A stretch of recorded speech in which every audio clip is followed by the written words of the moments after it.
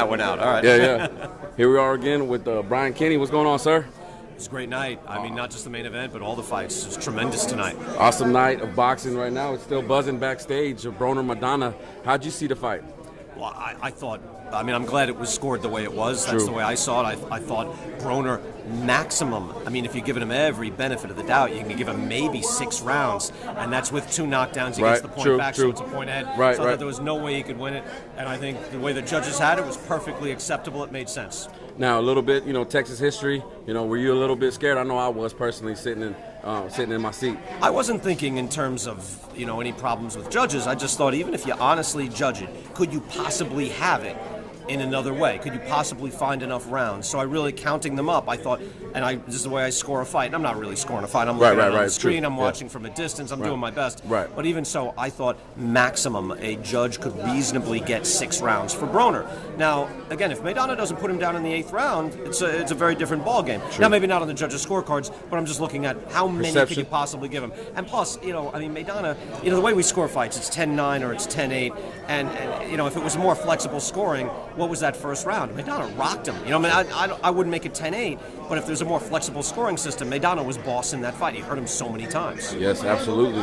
Now, what'd you make of the environment today in San Antonio, the Alamodome? You travel, you go to a lot of fights all across the country. How'd you feel the fans here in San Antonio? Oh, it's a great atmosphere. It's a tremendous atmosphere left and right. So, we've been here. It's the 3rd time we've been here already in the last 15 months, and so it's fabulous. Great sports fans. I think they want to see boxing here, and I think they're smart fans. They come out and they see. They know we have a 4-fight card. It's not Floyd Mayweather, but you get to the top and you see how many you want to. I think Leo Santa Cruz is a headliner. I think he's a main event fighter. Absolutely. And he's in the 2nd undercard fight. So when you have a fight card that deep, it should bring the fans out. Now, one last thing, Broner in the fight, a couple times showed glimpses, mental makeup. Do you think he kind of broke mentally? The fact that he knew he was down, he kind of rolled with the so-called headbutt. Didn't really look like he went with it more than an actual Victor Ortiz type headbutt. Yeah, I don't think he was truly injured on that. But again, it's not my head; it's his. At the same time, I thought you could look to it if you look into the positive for Broner and say he handled himself fairly well after getting hurt badly in the first 2 rounds. Some guys just fold and get knocked out. You're right. He didn't. He came back and he was winning rounds. So I think his camp can legitimately look at that and say, okay, you lost that fight, but see how you responded. You actually responded well. Boxing-wise, it's actually the outside stuff, marching out of the ring at the end of the fight that he didn't respond well to. Yeah. So that's the hard part. The foundation, the boxing foundation, that's what's hard to get.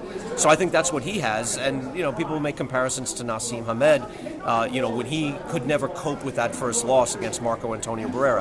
I think that Broner's foundation is strong. His boxing foundation is stronger than that, and I think he'll be back. Now, you touched on Barrera Hamed. How about what Marcos did, which is pretty much a la Barrera Hamed, returned the favor when he turned him around and kind of gave him the same thing? Yeah, I don't blame him for that. And, I think Lawrence Colt, tried to establish some, authority in the ring, but he never quite got to taking a point away from Broner, which I think was warranted because he was in survival mode early. He's putting his forearm up. That's an illegal move. And obviously, when you turn and gyrate on a guy, what are you doing? It's completely unprofessional and sick, and it's time to stop it. So he could have taken a point away for any one of those things. He never quite got there. But he kept giving them warnings. I think at one point the crowd was ready to erupt because it kind of seemed like Cole was kind of giving Broner the benefit of the doubt. He was right there, and I'll give him credit for that. He was right there. He was on the forearms right away because that's a survival mode, and that's that's something that you should not be able to do.